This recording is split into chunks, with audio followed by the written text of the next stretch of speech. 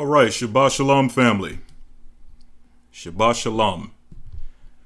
Before we get into it, let me first make sure you all are with me and that you can hear me nice and clearly so that we don't have any issues throughout the broadcast.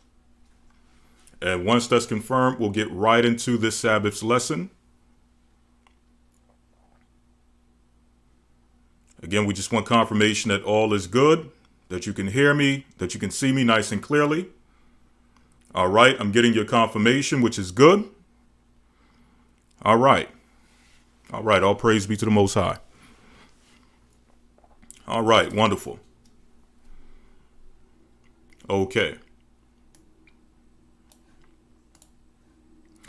So again, I want to thank you all for participating and joining us this Sabbath. I am currently filling in for Elder Ricard Shiar, so if it be the Lord's will, he will be back this coming Sabbath. He will definitely, if it be the Most High's will, be with us tomorrow for the Hebrew and Bible Academy. But today I'll be filling in. Someone says that they need more volume. More volume, okay? I'm going to tweak it and adjust it just to ensure that all is good. And again, once you all are confirming that the sound is good, that you can hear it, it's loud and clear, then we'll get started. All right, all is good. Okay, that's what I like to hear. All right, so without further ado, we're going to get right into it.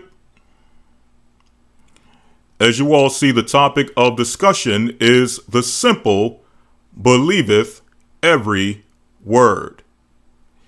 Now, before we get into the topic for this Sabbath, I first want to make a quick announcement pertaining to the Hebrew and Bible Academy. As you all know, we are officially entering into week number 7 of the Hebrew and Bible Academy. In this week, we're going to be covering the 4 beasts of Daniel, the 7th chapter.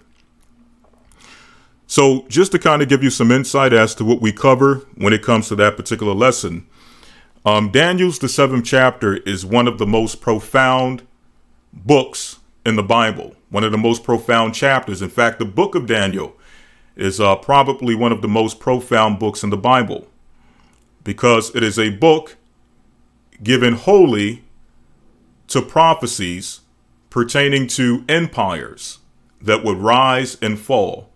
Some of those empires rose and fell during the time of Daniel. And then you had other empires that would come in the future before Daniel or after Daniel had passed over to the fathers, after Daniel had left the earth. And when you look at those prophecies, they are exactly as they were prophesied by the prophet Daniel. Meaning the events, the main events that took place within those kingdoms, the main rulers that rose up and gained prominence within those kingdoms, some of the policies they would put in place within their kingdoms, most of those things, if not all of them, are documented and prophesied in the book of Daniel.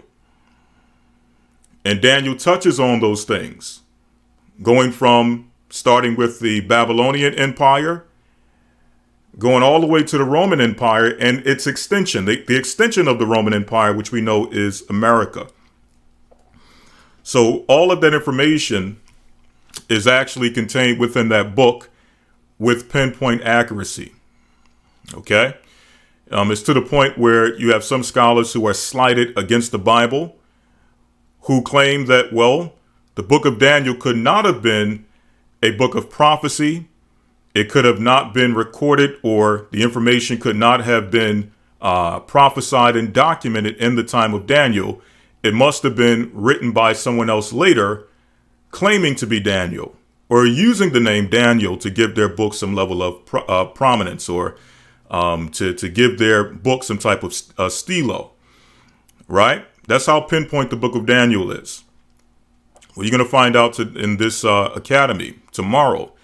Now, not only is it a book of prophecy and that Daniel prophesied these empires long before they came into the earth, you're going to find out that with this information, we have insight not only with to the rise, but also the fall of these kingdoms, even this current kingdom that we're in, leading up until the kingdom and the coming of our Lord and Savior, who is Christ.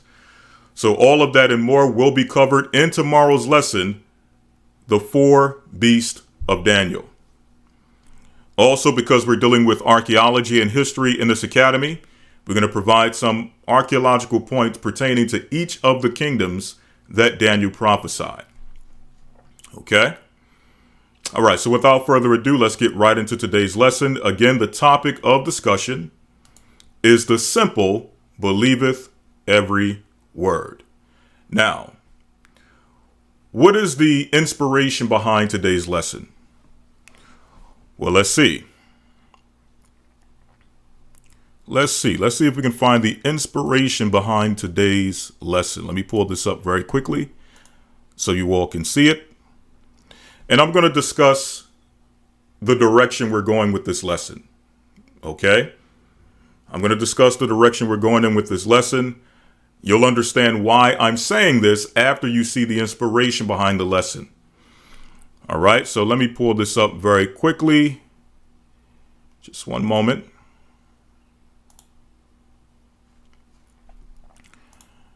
And I want you all to see this because, again, this is the inspiration behind today's lesson. All right, there we go.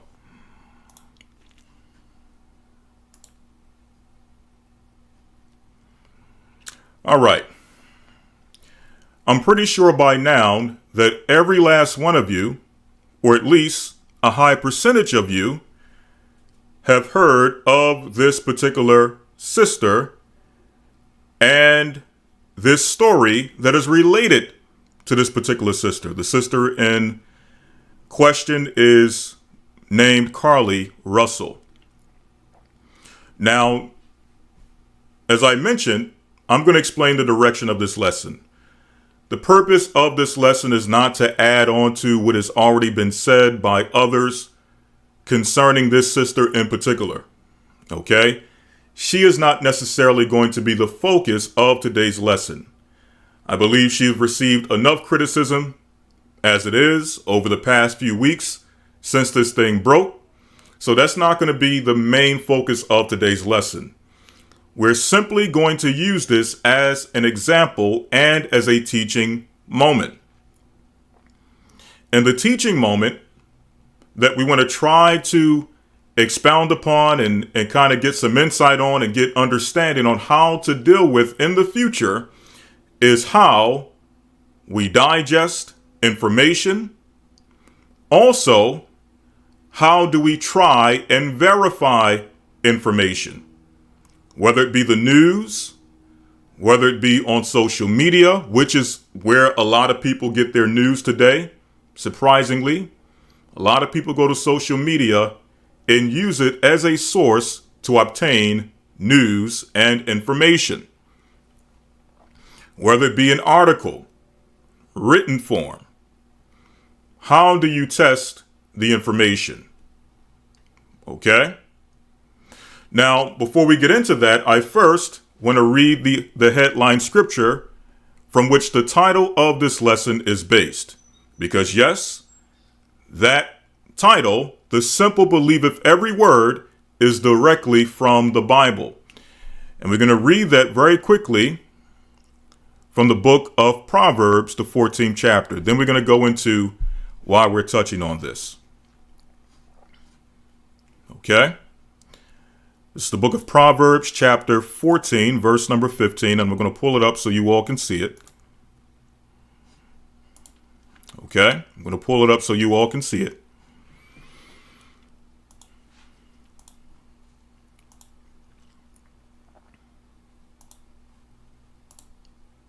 And again, this is coming from the book of Proverbs, chapter 14, verse number 15, where it says, "The simple believeth every word."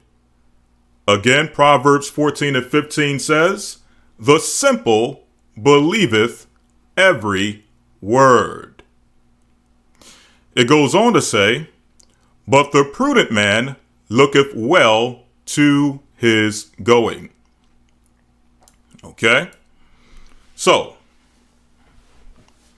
as I was mentioning, most of us have heard this story. We have seen this, whether it be on social media, whether it be on national news, whether it be on the local news or what have you. Many of us have at least heard a tidbit of this story. And let me ask this question for all of you who are currently in the chat. Let me ask you all this question. And I want you all to be honest. When you first heard this story, what was your initial reaction? When you first heard this story, what was your initial reaction? Not the reaction after the fact, after it has been proven to be false, but before that information started to come out. What were some of the first initial thoughts that ran through your mind when you first heard this story? Okay, someone says they did not believe. Emmett, man of the most, I'm assuming that's man of the Most High, 144 says did not believe. Okay, Ikmi says fake. Okay, T. Johnson, suspicious. Okay, someone says Top Bill, I thought to pray against slave trade.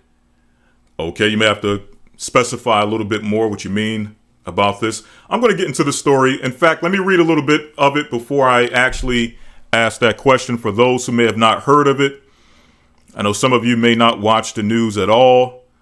Some of you are not on social media at all, so you may have not heard of this story. So let me not assume that you've seen it or heard of it. Let me at least give you an opportunity to hear just a portion. We're not going to go through the whole thing because, again, we don't want to make the story solely about the sister. Again, she done been ran through the mill, the media mill or what have you. People have already given their takes. People have already given their criticisms towards her and her character. I'm not going to necessarily add on to that. I simply want to address this from a standpoint to where when information comes out, we're not so quickly and easily emotionally drawn into a news story. Okay, a narrative, which causes us to now start to deal irrationally and to react emotionally instead of logically. Okay? And we find ourselves at the end, after we done moved ourselves or allowed ourselves to be moved emotionally to make irrational judgments and irrational decisions, we find ourselves feeling simple at the end of it because what? We did not vet the information to find out if it was true. We did not give the information or we did not give the news story time to develop to figure out if it was true. And it comes out that the story, as we're going to see in this case, was not true. Okay? So, let me give you all an opportunity to hear this or see some of the information within the story. Okay? Marquise Foucault says, I thought not another one. Lavia says, I thought she was kidnapped. Zena Taylor thought she was human trafficked. Okay? And those are all reasonable. Okay? Those are all reasonable conclusions after first hearing the story. I thought she was kidnapped. I thought this was a ploy to traffic her. We've heard multiple stories throughout the past few years of black women being trafficked and, black people in general being trafficked here in the United States. And not much media press has been given to that. So after hearing this initially, people may have went into that train of thought, well, this is another one of our sisters who have been kidnapped and have been trafficked. And this is a new ploy they're using. They're using children as a means of getting women to try to, assist. And in that process, out of nowhere, she's being grabbed or whatever the case may be. So that would have been, I could see why people can make that conclusion or draw that conclusion initially after hearing the story. Okay? Someone says, I thought she was at first. I thought she was at first. And again, that's logical, but again, we're going to go through the story. And when you start to hear the story, even though the conclusion that you may draw of her being somehow a victim of trafficking, even though you may draw that conclusion, and that would be a logical conclusion based on other stories that we've heard or other information that we've received telling us that women within the black community specifically are being trafficked and black children are going missing, okay, at a high rate, okay, or at least at an alarming rate. And to hear this and say that, well, this is another one of those situations, and not only is this another one of those situations, now we have insight on a tactic that they're using to traffic our people or to trick our people into being trafficked. I can see how people can draw that conclusion. However, when actually hearing the story, going through the story, you can kind of see that some of the aspects of the story don't necessarily make sense. Okay? Don't necessarily make sense. And obviously, hindsight is 2020. It's easy to make that evaluation now or to draw the conclusion now that things never made sense. Okay? But, and initially, some people, the same people that are saying that they never thought it made sense or they never believed it, were some of the same people who, when it first came out, was saying, well, we got to look into this. We got to find out what's going on with this. And this is, they were kind of leaning, or it sounded at least as if they were leaning towards actually believing the story when it was first heard, only afterwards to find out that it was a hoax. Okay. It was not real. To only come back and say, well, I always thought that it was fake. I always knew this. It's very easy to do that after the fact once all of the information is laid out. But initially, there was, I would say, some level of concern. Okay. And again, I'm just using this for a teaching moment. Okay. With us, we don't necessarily get too emotionally tied in with many of these stories you see on the news. And we're going to actually cover that in this lesson. We're going to tell you why when certain things are out and it's the hot button topic that everyone is talking about, you're going to find out why we don't necessarily either be the first to try to bring information out and present it to the world or present it to the, to the church or to our audience. Many times, one second. Yes, we try not to be the first ones to just jump out and present things to our audience or present things to you brothers and sisters without at least giving some time to go past. And maybe it's intentional. Maybe it's just the way that we're not necessarily into social media like that. So we may not always catch the stories as they come out. But when they do come out, we may know of them, may hear about it, and may not say anything about it because, again, there's certain principles we follow when these stories from the news come out. Okay? And we're going to show you some of those principles in today's lesson. But the title of this article, Carlee Russell Timeline, Everything That Happened from Her Disappearance to Admitting It Was a Hoax. This is from, what's the source for this here? This is from, let me do it this way so I can do it real time. All right, this is from USA Today. USA Today, considered to be a reputable source. And we're going to go through this, just certain elements of this article. Okay. So it says here, the 25-year-old, make sure you all can see the whole thing. There we go. The 25-year-old Alabama woman who sparked a police search and national media headlines when she disappeared from an Alabama highway after claiming to see a toddler was never missing, her lawyer said Monday. So in other words, this is a story about a woman from Alabama, 25 years old, claimed that she went missing. Okay, or the claim was that she went missing. She disappeared from an highway and come to find out that she was never missing. Okay, the whole story was made up. Carlethia Carly Nicole Russell returned home on foot on July 15th after she was reported missing off a highway in Birmingham, in a Birmingham suburb, on July 13th.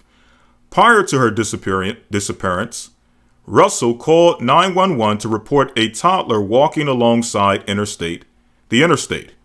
The Hoover Police Department said in a statement. After Russell returned home, she told the police she was kidnapped. However, Hoover police were unable to verify much of her story. In a Monday press conference, Hoover Chief of Police Nick Derzis read a statement from Russell's attorney saying she was never kidnapped and never saw a child on the interstate, the statement said. Here's a timeline of events starting from the days leading up to the 911 call. They're going to go through the events that took place. Okay, we're not going to go through every little key point and event of this story. The ultimate point is that this story was initially reported, and when it was initially reported, I don't believe that it received a lot of press. Okay, it wasn't receiving any attention from the national media or maybe even local media. All right, from what I understand. So when people started catching wind of this story, and I'm assuming that the story started kind of catching some steam on social media, and people started hearing about this story on social media, you had, prominent voices within, I guess you would say, the black entertainment community coming out and saying, well, this is a travesty. How can something like this take place and no one comes out and says anything about it? How could this be possible? Okay. And that kind of, it started kind of getting some steam. Next thing you know, it started to get reported on local and national news. And by the time it came out, people started asking questions. Well, what's going on with this story? Okay. What's going on with the sister? Is she okay? Wherever the case may be. And the obvious reactions started to make their way to the internet. People obviously having some level of concern, whatever the case may be, making their various points surrounding the story. You started to see all of that on social media, only days later to find out that the whole thing was a hoax. Okay. The sister was never taken anywhere. She made up the whole story. They actually went into some of her search history that she was looking into on the internet. Okay, and they actually have it in this article.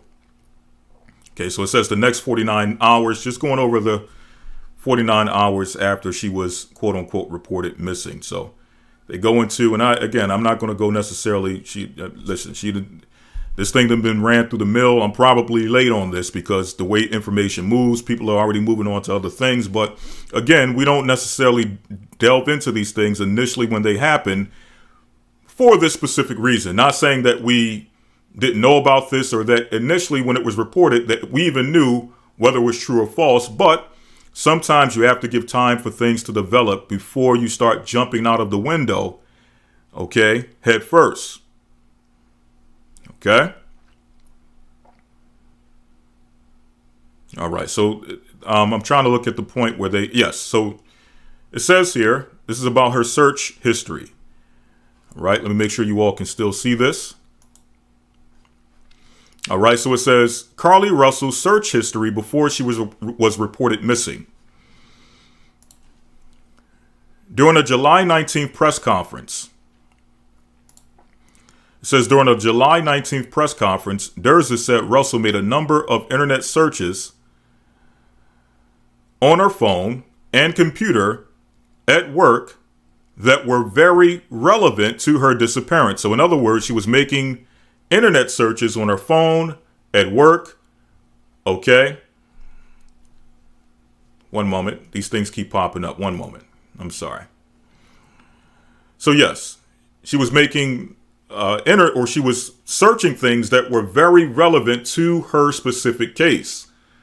Okay, things surrounding the idea of being taken, of being kidnapped, or what have you. So it says, Durza said, including searches about a movie on abductions and questions about Amber Alerts. So to give a list of the things she searched. July 1st at 7:38 a.m., do you have to pay for an Amber Alert? July 13th at 1:03 a.m., how to take money from a register without being caught. July 13th at 2:30 a.m., Birmingham bus station. July 13th at 2:35 a.m., a search for a one-way bus ticket from Birmingham to Nashville departing July 13th.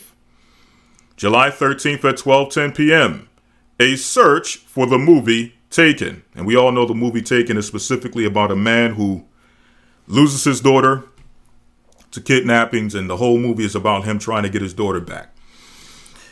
A few searches made about Amber Alerts were made on the computer at Russell's work, including one about the maximum age for an Amber Alert.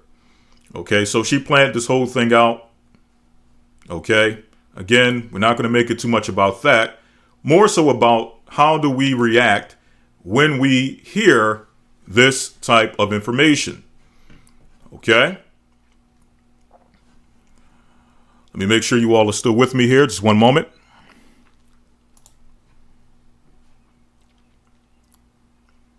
Right, and some people are still giving their initial responses, which again, it's natural to have those responses or those ideas based on some of the other stories we've heard in the past pertaining to situations similar. When I say similar, I'm meaning, people going missing within the black community.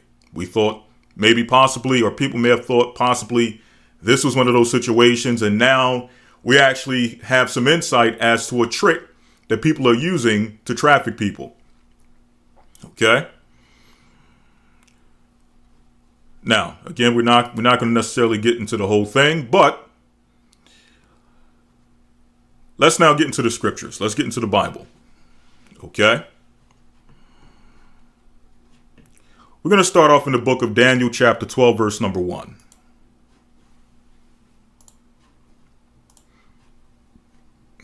Let me pull up the eastward. We're going to start in Daniel 12 and 1.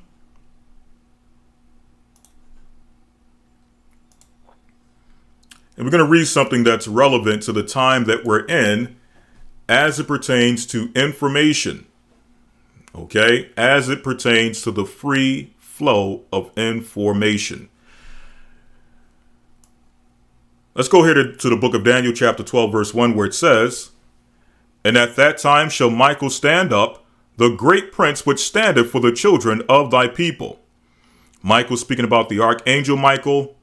Okay? And he's called a great prince. Great prince is the Old Testament term for an archangel. Okay? So Michael is the archangel or the great prince that standeth for the children of Israel. And there shall be a time of trouble. Let me make sure you all can see this. One moment. Let me adjust it. Let me make a quick adjustment.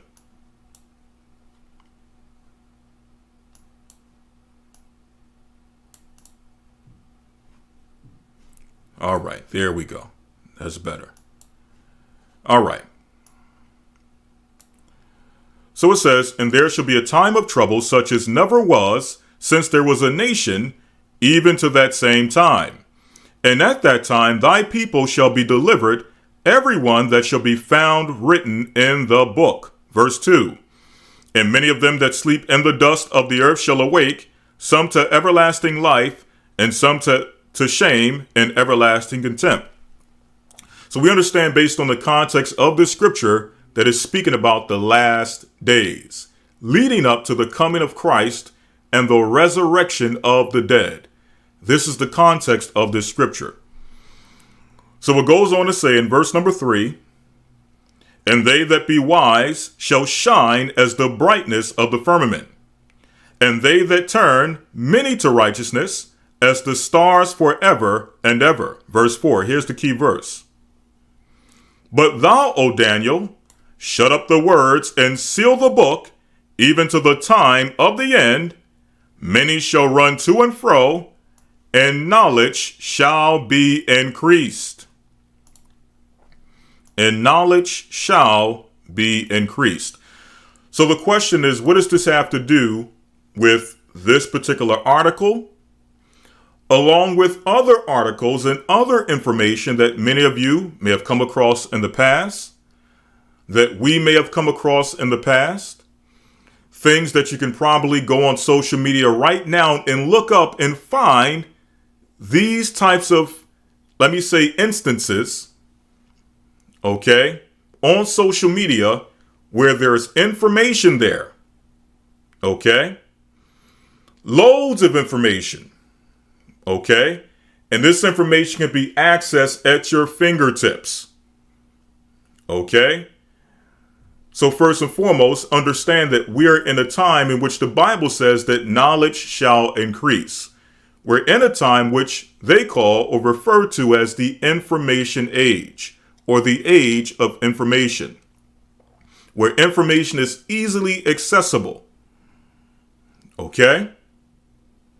What it took maybe 20 years ago, 30 years ago for someone to have to either go through school, either spend years in a library studying, finding resources, finding sources and citations to try to put information together, okay, and present the most factual information possible that they most possibly can. What it took maybe years, or maybe let's say a week or months for somebody to accomplish in the past, it could probably take you a few hours, okay, or maybe even a few days. What it took maybe somebody a month or maybe a few months to do 20, 30 years ago. Why? Because knowledge has increased. Information is at your fingertips. Okay? So now the same thing goes for when it comes to news circulations. That information is readily available, and sometimes, if not most of the time, a lot of the information you're going to come across on social media, whether it be TikTok, whether it be a site such as YouTube. On YouTube, they have the YouTube Shorts, and they have various, videos on YouTube and things of that nature. But I'm specifically referring to YouTube Shorts because a lot of times when I receive information, when people send me things, they're either sending a short clip from TikTok or they're sending a short clip from YouTube. Okay? Because this information is not, in fact, let me put it this way. This information is not only easily accessible, okay? This information is also easy to produce and easy to present, easy for someone to take a camera, or easy for someone to clip another video and put that information on social media. Pop that information on TikTok. You've all seen the videos where you have somebody sitting in the corner and they'll be pointing at a video that they clipped from somewhere else. Okay? So people will take information from various videos, they will clip it, and they will present it. They'll put some music behind it, okay? Or they'll present it in a way, they'll show imagery and present it in a way in which it catches the eye. Okay? People see it. They want to see what the person, they have a catchy title. So people want to, based on this title, they want to see what the person is talking about in the video. They click on the video. They see the person sitting in the corner pointing at the video that they clipped from somewhere else. They have a certain type of music behind it. They have pictures and imagery and other things they've added into it. And then what happens is you say to yourself that this information is interesting. Why is no one talking about this? And then you take that information and you share it with others. And the other people you share it with may say the same thing. Why is no one talking about this? Check this out. This is interesting. Whatever the case may be. How is this possible? Well, again, in this time, knowledge has increased. We're in the age of information where information is not only easily accessible, but it's also easy to produce and present to the world. Okay? I can make a clip right now, put it up on a page somewhere, and depending on how well it's put together or whatever the case may be, and what's in the video, that video can go viral within a matter of hours or in a matter of days, just depending on the type of production and things of that nature. That's how information flows in this time. Here's the problem with that. The problem is, even though you may see some or may come across some factual, truthful information on social media, you may come across some truthful things being reported, and that's been added to TikTok. Some truthful things that have been reported and have been added to YouTube or have been put in a YouTube short or put on Facebook or what have you. However, based on the fact that this information in most cases is not being vetted, is not being verified, you're going to find yourself coming across a lot of information, if not most of the information you're going to come across on these sites that's put in these little clips. I'm going to speak for myself. A lot of the information that people have sent me in the form of these clips, I can say is either not verifiable information, either not truthful information. It's just something that's put together very well. It's very well put together, very eye-catching. But listening to it, first and foremost, a majority of times, the video has absolutely nothing to do with the title. Okay? That's first and foremost. So automatically, it gets a strike for clickbait. Right? Then, speaking about someone sitting in the corner doing this whole thing, listen, if that's how you do your videos, that's fine with me. If that's how you do your thing and make your money on social media, that's fine with me. Me personally, I do not prefer that style of videos. Okay? For me, if you're going to present something, let me just look at the thing. I don't want to see a little thing of you sitting in the corner doing this, pointing at a video. That's just me personally. Okay?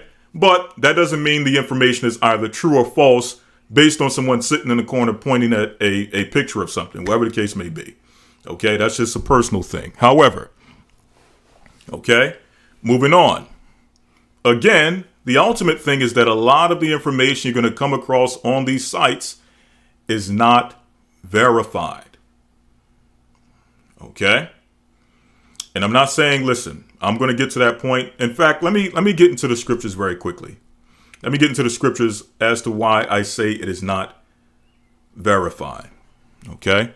Let me just check. I have to do these checks to make sure you all are still with me, to make sure everything is still good. Okay?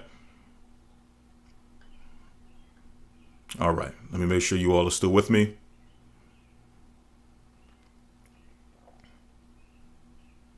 All right. All right. You all are still there. You all can still hear me. Okay. I want to make sure. Sometimes the sound goes out and I have to make sure that everything is still good. Okay. All right. So yes, let's deal with the verifying of information first. All right. What do I mean by certain things are not verified? Okay. There used to be a time in which you had something called journalism. And I'm not saying that just because someone is a journalist that they're going to present 100% factual information. The Bible says that all men are liars, meaning not saying that all men just intentionally lie or that all men are purposely putting out lies, or whatever the case may be. It's just saying that all men have the ability to lie.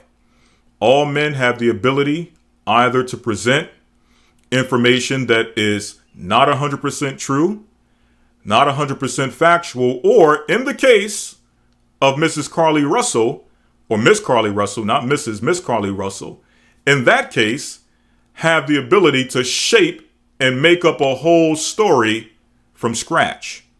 That is possible as well. And we've seen this in the past.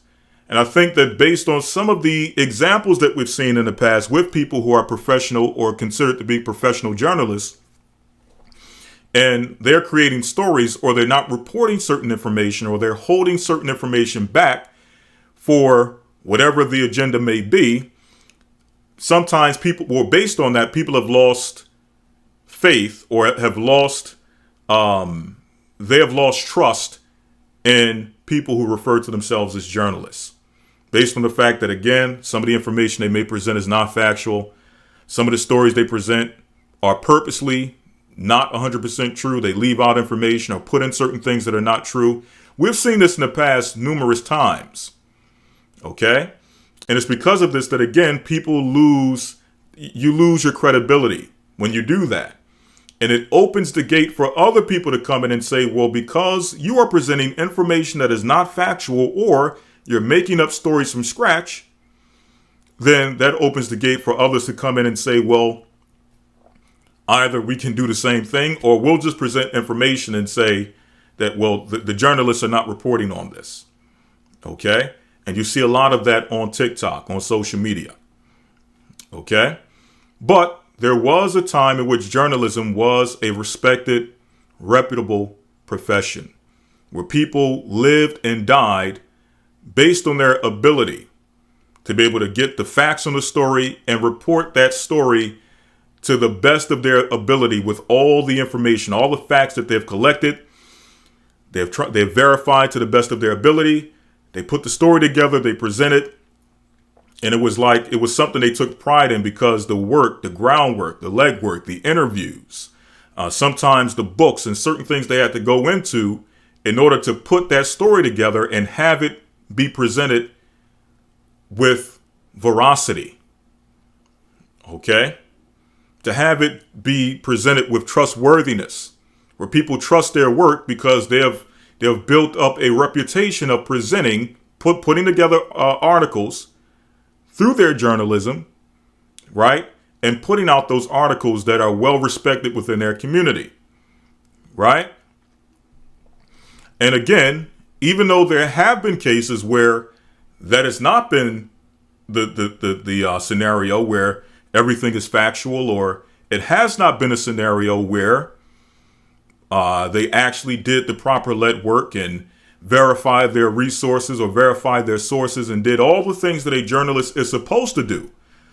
Even though that has been the case in the past, there's still some level of respect that you have to give someone who went, studied, and learned certain principles that allow them to at least understand how to verify a source. You still have to give them respect for that. And I'm going to show you why according to the Bible. Not saying that you have to believe everything a journalist says, but at least respect the fact that they went, they labored, and learned the process that allowed them to become a journalist. The process of interviews, looking up sources and citations, how to verify whether a witness to a situation is a true witness or not. You know, that is a skill that many of them actually went to school to learn. So based on that, you have to give some level of respect to that at least. Okay? I'm going to show you why, again, according to the Bible, going to the book of Sirach, chapter 38. Okay? I'm going to explain why I'm going into this when it comes to, in comparison to what we see on social media. Because again, going back to a time in which journalism was at least respected, there was a process. There was a vetting process before stories were brought out, before stories were presented to the media. Of course, back at that time, things were more streamlined. You didn't have social media. You had to go through the major news corporations to get stories. And to some degree, you had to trust that what they were saying was true. And in some cases, if not many cases, some would say a majority of cases, the information they were presenting was one-sided, was not true, or what have you, whatever that case may be. Okay? But at least there was a time in which things actually went through a vetting process. Okay? And those who dealt with the vetting or those who were part of that vetting process, who carried the vetting process, were the journalists. Just dealing with the profession itself and having respect for those who actually deal in a profession that they've learned, that they have mastered, that they went to school for, whatever the case may be, regardless of how you may feel about it, there's still some level of respect that must be given to that skill. Okay? This is the book of Sirach 38. And we're going to jump down straight to the point of verse number 24.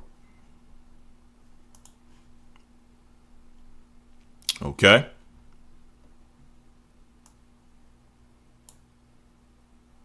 Right. You have Sister Teresa who said, I took a journalism class in college and they taught us how to get verified sources. This is true. Absolutely. Okay. Right. K. Smith says, I recall that time. Now people write anything and call it journalism. Yes, exactly. Okay. Right.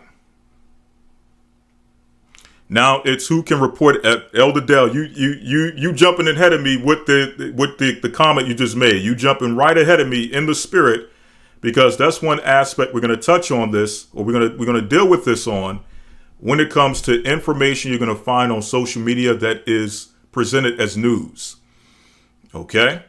Now it's who can report it first, real or fake news.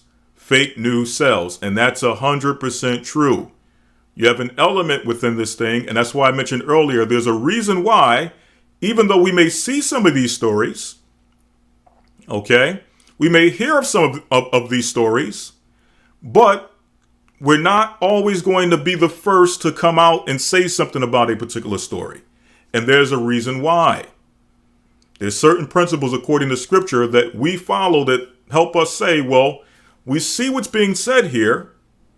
We hear what's being said. We see what's going on. But let's give this a little bit more time so that we can actually let things develop and get some insight as to what's going on. Let time tell. Let time reveal whether this is true or not. Okay?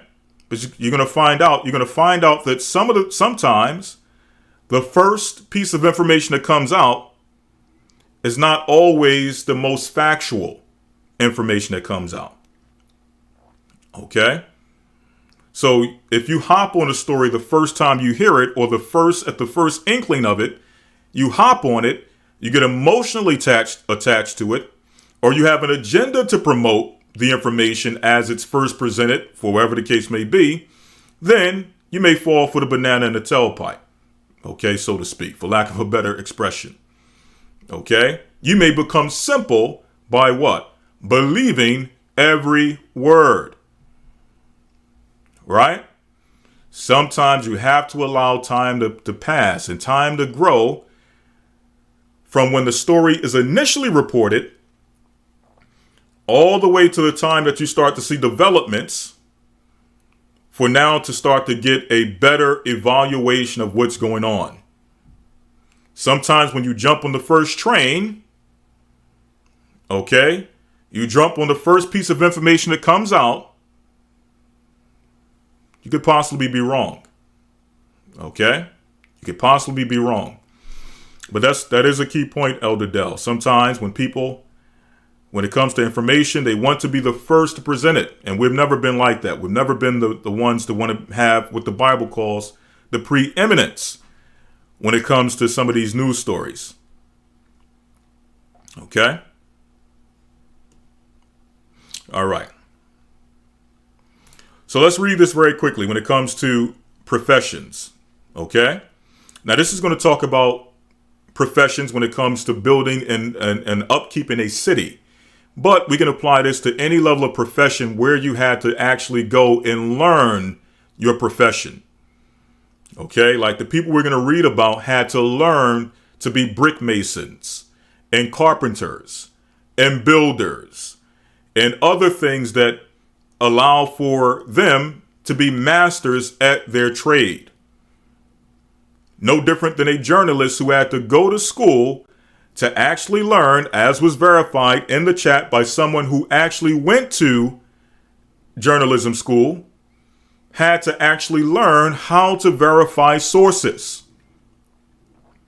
That is a skill. Okay? And if you're not familiar with that skill, you may be simple by what? Believing every word without any level of verification. Okay? So we're going to start here in the book of Sirach, chapter 38, verse 24.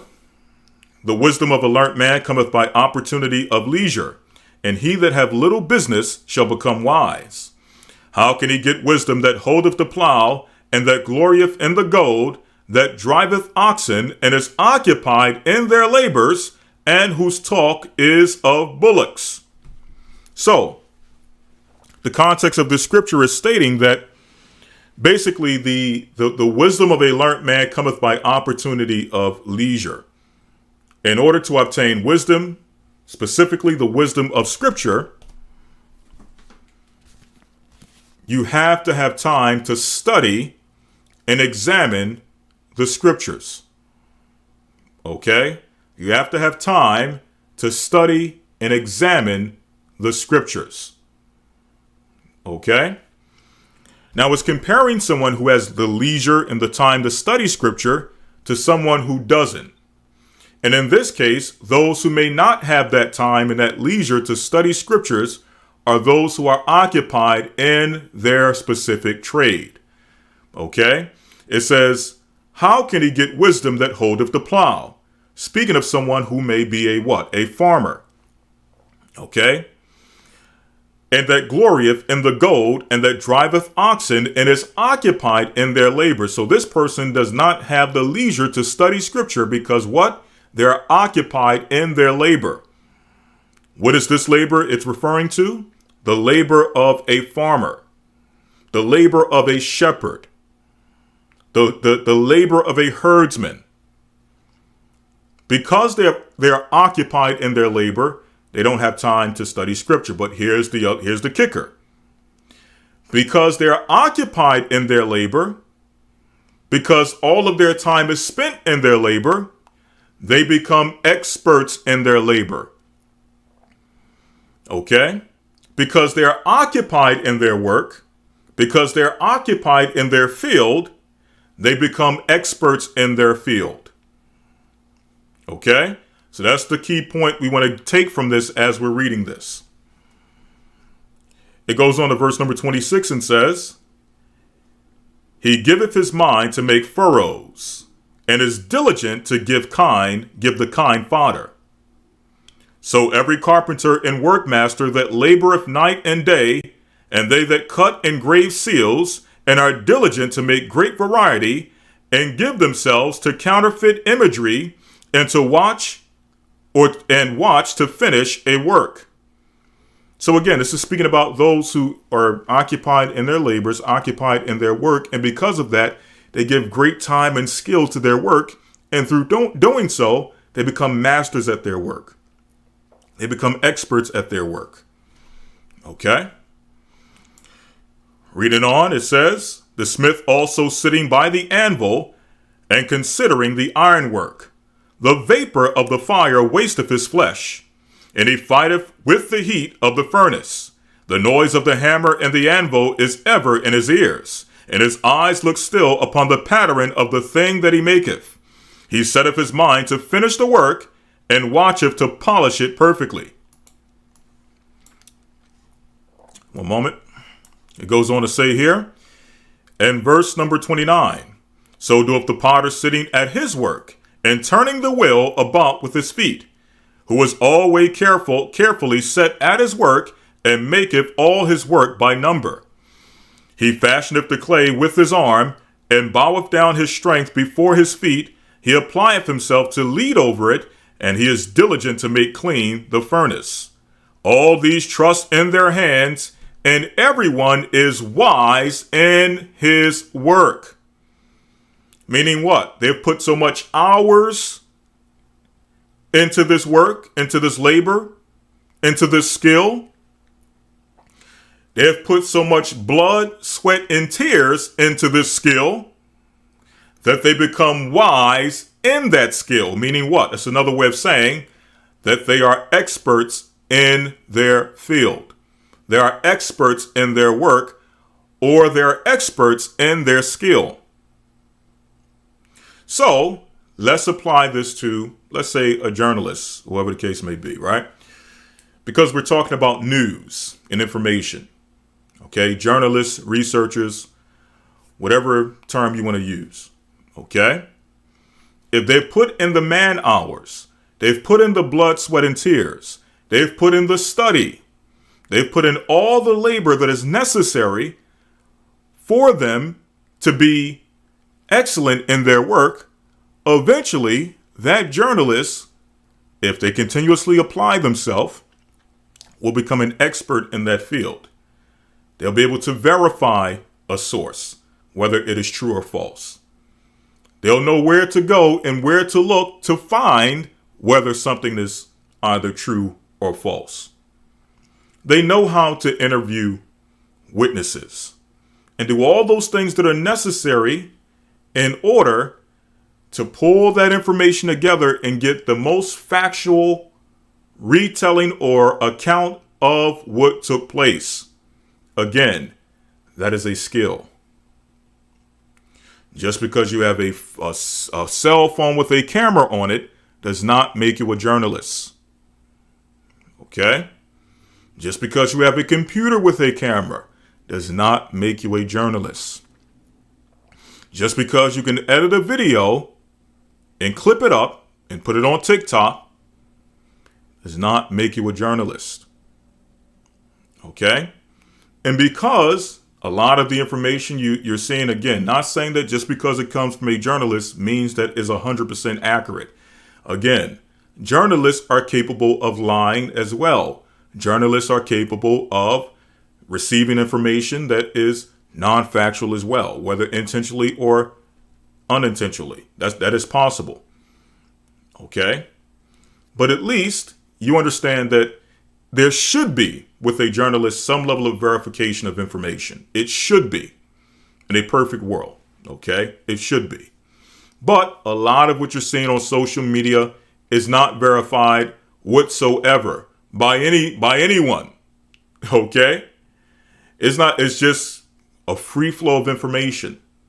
Again, knowledge has increased. We're in the age of information. People can put on social media or on YouTube whatever they want without verification.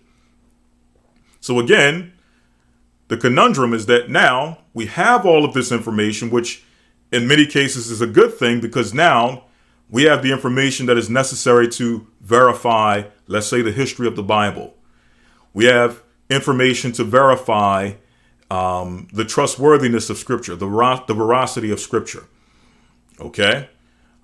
We have a slew of information on any particular topic that you want to indulge in. Okay? So in some cases, it's a good thing because the information is at your fingertips. The flip side is that if that information is not true, that information is false, and people are taking action, or people are forming an opinion based on things that are not true and are not verified, we can find ourselves in a very dangerous situation. And the reason why I'm saying this is because going back to the cold, the big cold, the big cough. Let me go back here. Going back to the cough. Okay. Someone says, how about Wikipedia? The same thing can be the case about Wikipedia. However, let me pull up Wikipedia very quickly. Let me show you something about Wikipedia. Let me show you something.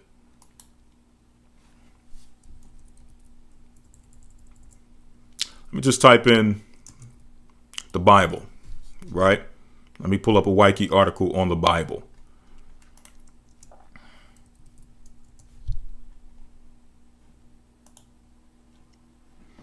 Let me let you all see this. Okay? Let me let you all see this.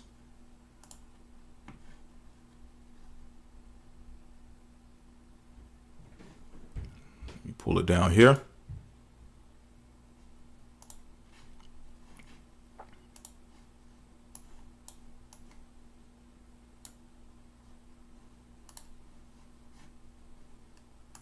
And then after this, I have one more thing to show as far as an article, just one more example. And then after that, we'll get into the scriptures and close out.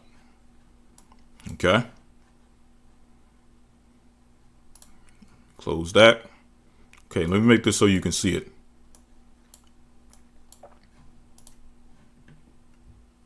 One moment. This is free. Things are freezing up, so I have to kind of wait in between. Okay. All right, there we go. All right. This is freezing up. Give me a moment. Give me a quick moment. I know what I have to do. Just one moment.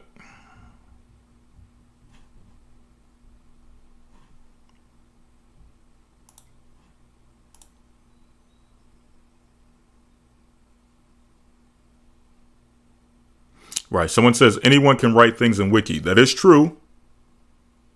That is true. However, and that's not to say that everything on Wiki is true. Everything on Wiki is not true. However, here's the key about Wiki or Wiki.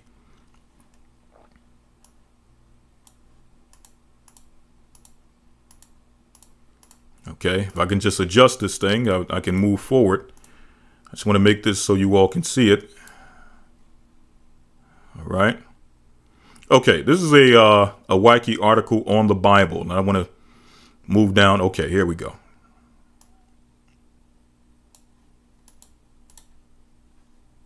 All right, this keeps freezing up. I'm sorry about this. All right, this keeps freezing up on me. But you all can see this, right? You all can see that this is Wikipedia. This is an article on the Bible from Wikipedia. And you notice after this sentence, it says under etymology, meaning this is going to give you the history of the word Bible and where that word came from. When you look at the first sentence, after the sentence, you see what? You see a number. Okay? That number is what you call a citation. So when you click on this number, it's going to take you to a citation, basically where they got the source from, or what the basically this first statement, what source is this based upon? Okay? It says the term Bible can refer to the Hebrew Bible or the Christian Bible, which contains the Old and New Testaments. So they're making a statement, and now they're giving you the source from which they basically derived this statement. Where did they get this information from? Okay, that leads you to what? The citation. Now, the thing about the citation is that, number one, not only can you see where they got the information from, you can click on the information, you can click on the source where they got it from, read the source, and determine based on the source if it actually is saying what is in the article. Okay, you can determine if the source that they claiming that they got the information from, if it is actually presented in the article. And if it is presented in the article, is it presented accurately in the article based on the source? So at least, even though with Wikipedia, even though anyone can go in there, they can edit, whatever the case may be, at least they give citations. So you can go back and check, okay? Check the sources from which they got their information. You can check and see, okay, is the source reputable? Okay, has the source been peer reviewed? You can check all of those things based on the fact that they actually give you citations. Okay? Now, as we were speaking about earlier, okay, the ability to check sources, right? That is a skill that is learned. Verifying sources is a skill that is learned. Being able to actually cite, as you see here, to give a citation, that is something that is learned. People go to school to learn those things. Okay? Or at least it may be a part of, depending on what you're going to school for. Okay? It may, if you're going as a journalist or a researcher, it may be a part. All right, we're going to pick up where we left off. Shalom. All right, we should have sound now. The sound should be good. All right, wonderful.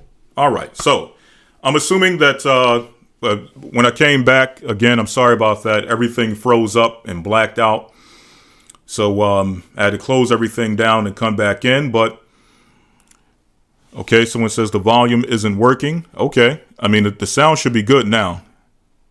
Some people are saying it's good. All right, so now we're good now.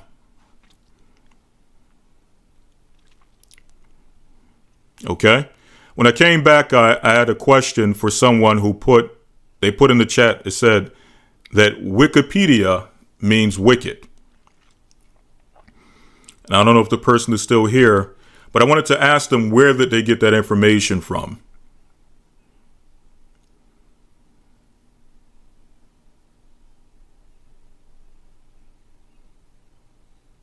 All right, all is clear. All praise be to the Most High.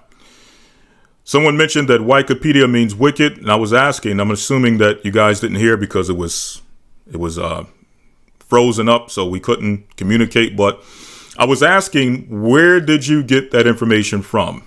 Okay, not to single you out, but to kind of use this as a teaching moment in lieu of what we're speaking about today.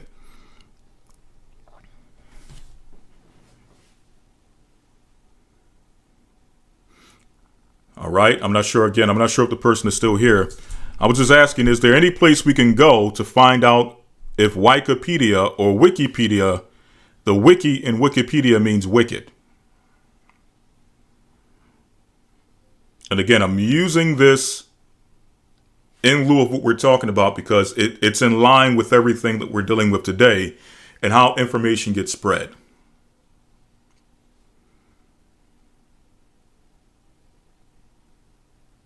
Okay, I'm not talking about the website. Wiki sounds wicked, and it was what I got it from. Okay, so based upon this, the fact that Wikipedia or Wikipedia sounds like the word wicked, that allows you to draw the conclusion that the word Wikipedia must mean wicked. Okay, all right, and that's understandable. And listen, I understand that a lot of times we get into the rhythm of basing the meaning of things off of how they sound, or basing the meaning of words off of how they sound. But there's a better way to determine the meaning of a word. It's called looking up the etymology of the word. Okay? Because you're going to have words that sound like many things. Okay? Red, R-E-D, sounds like red, R-E-A-D. But according to my knowledge of what I know, I could be wrong, but based on what I understand, as I'm speaking to you at this moment, R-E-D, red, and R-E-A-D don't have any correlation, even though they sound the same. Okay? And there's many different examples of that we can find within the English language of words that sound the same or sound similar, but they don't have any correlation. Okay? So let's do this very quickly, just for the sake of this conversation, before we get into the scriptures and close out on this. We're going to close out on this very soon.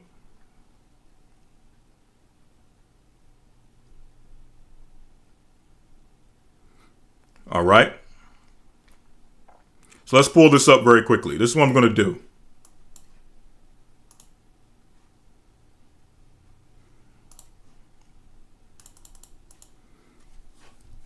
I'm going to go to, let me share this with you all so you all can see it.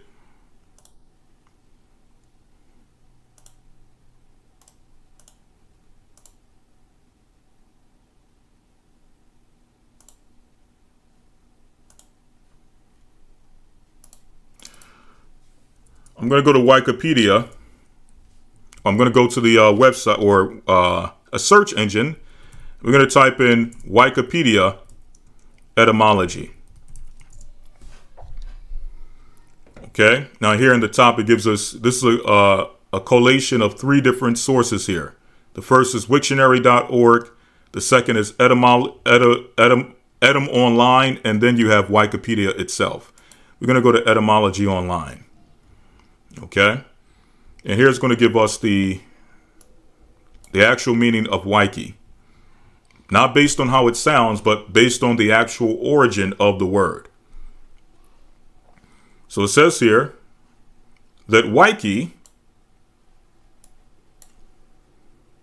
one moment.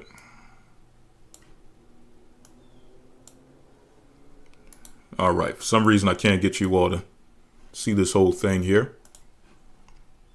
All right. There we go.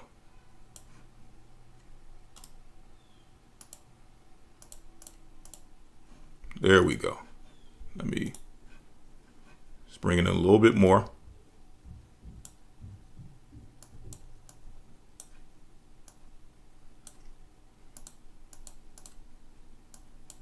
All right, 1 second.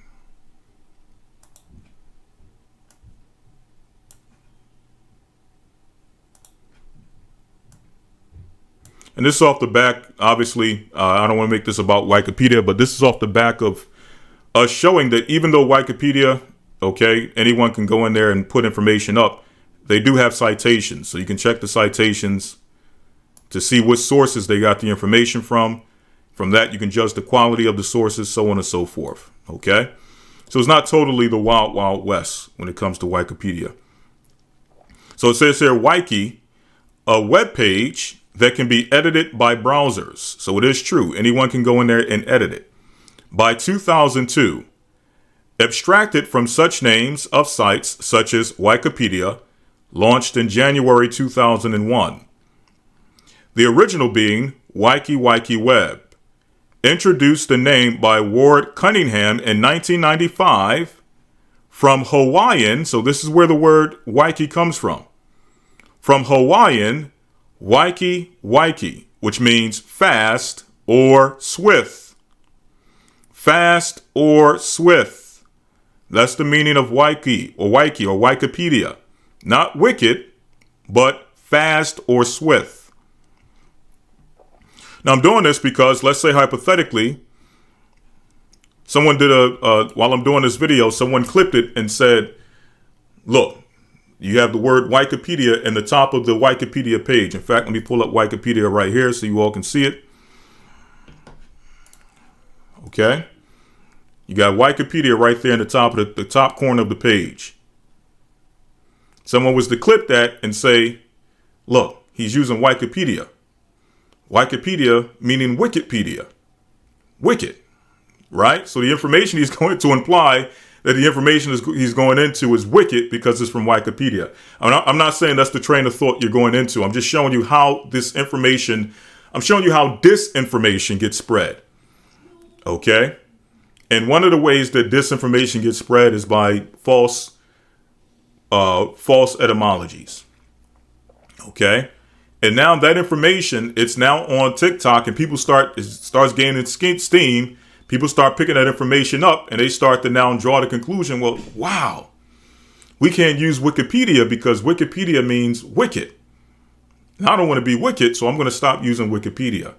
This is how disinformation and misinformation gets spread. And really it's dangerous.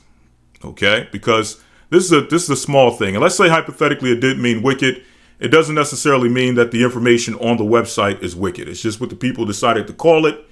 But you judge by the nature of the information on Wikipedia if it's wicked or not. Okay? But I'm just using that as an example of how information gets spread. And people take that information and it becomes a part of their lexicon. Okay? And getting back to the point here of the ultimate lesson, let me get back here.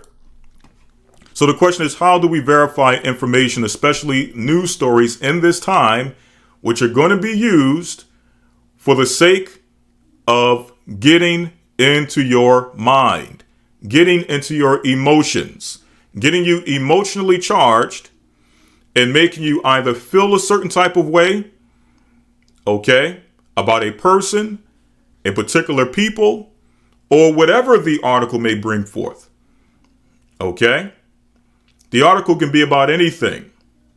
And based on what your either aspirations are or the things you look into, the things that you deal with, whether it be health, whether it be whatever it is, whatever it's dealing with, you're going to have a lot of information coming out in these last days. And one of the things I noticed, going back to the point I was making, is that during the time of the big cough, I noticed that a lot of articles and a lot of information was coming out at that time. And it almost seemed as if, it's just me, it almost seemed as if You had main, let's say, how would I put this? I would just say the powers that be for the sake of this conversation. It looked as if they were putting out articles purposely that had non-factual information. Okay? People would take that information and they would spread it. Okay?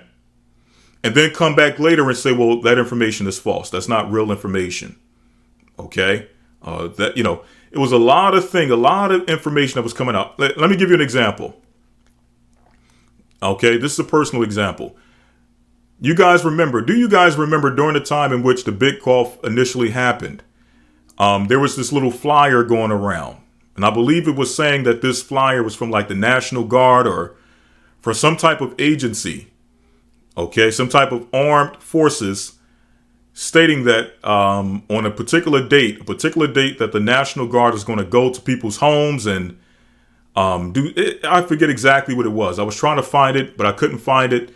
But it was something that was circulating during the time of the big cough, where it was this poster or this picture or this plaque, some type of card or something that was in reference to the National Guard, saying that the National Guard is going to come and do X, Y, Z on this particular date. I believe it was either take people's, food, whatever the case may be. Okay. I received that information from someone and thought, well, this is very interesting. I then took that information and shared it with a family member. And immediately after sharing that piece of information with a family member, I immediately felt regret. Why? Because afterwards, looking into the information and trying to figure out where this thing came from, I found out it was false. Okay? That's just an example of how information is being spread in very poignant, very important times, like the big cough, where the stream of information needs to be, and you notice that when that came throughout the week, the elder would give updates, and it would be one stream of information trying to give as much insight as to what was going on and what needed to be done as possibly could be done throughout the week. Okay? It wasn't a whole bunch of different streams coming from us from different places at that particular time, because we understood the importance of having one voice, one mind, and one understanding when times like that arise. Very key points in history like that. When those things arise, there needs to be one understanding of what's going on and how we must move. Okay? But during that time, there was a lot of information coming out that almost you can look at the title of the article and determine that, okay, this is nonsense. Okay, this is not real. That's not real. Where did they get this from? Okay. And you will look into it and find out that a lot of the information was not real. So it's like they were putting out information so they can have people out there repeating the information just to come back and say, well, that's not factual, or it didn't really happen like that, or it really didn't happen like this. Okay. And because of that, we have to be very careful when information is out there that can possibly get us drawn in emotionally. They can make us feel a certain type of way or cause us to make irrational decisions. We have to be very careful to make sure that we take our time and vet the information. Okay? If there's nothing else out there that can actually, in fact, I'll get into that once I get into the scriptures on how to deal with certain information as you receive it. But you have to be very careful. Like someone said, itching ears. Okay? Okay? All right.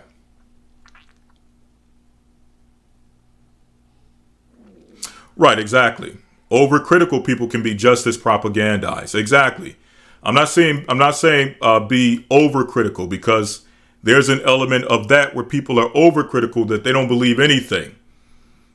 Okay? And I'm not saying do that. I'm saying that at least take a few steps when information comes across your table. Take a few steps, especially when it's coming from the news, not to get immediately drawn in. Okay? not to get immediately pulled in emotionally, not immediately to start trying to make decisions based on this thing you just heard without it being vetted. Okay? Or sharing things that have not been vetted. All right?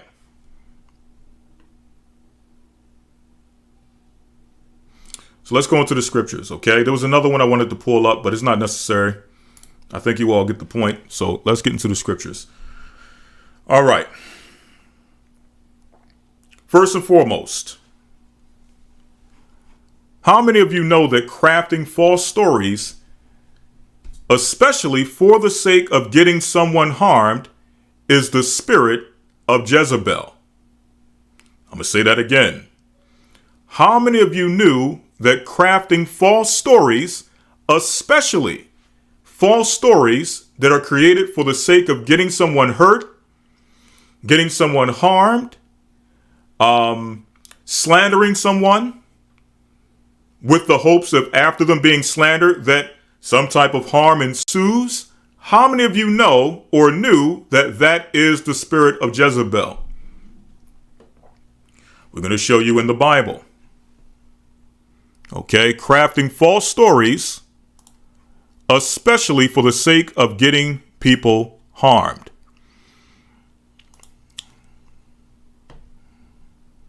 Okay. Let's pull this up very quickly. We're going to go to the book of Kings. 1 Kings chapter 21.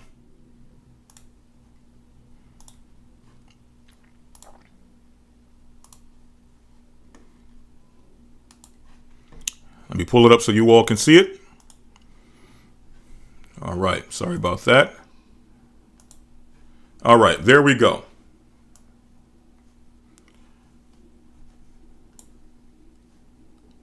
We're in the book of 1 Kings chapter 21, and we're going to start at verse number 1. It says here, And it came to pass after these things that Naboth the Jezreelite had a vineyard. So this is a man from the city of Jezreel.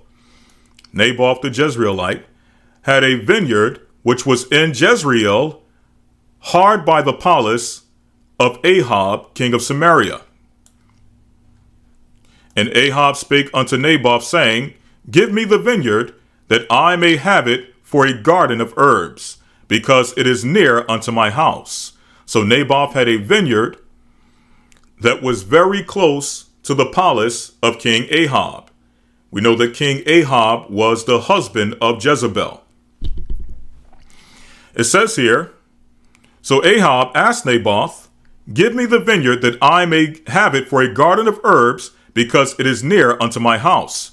And I will give thee for it a better vineyard than it, or, if it seem good to thee, I will give thee the worth of it in money.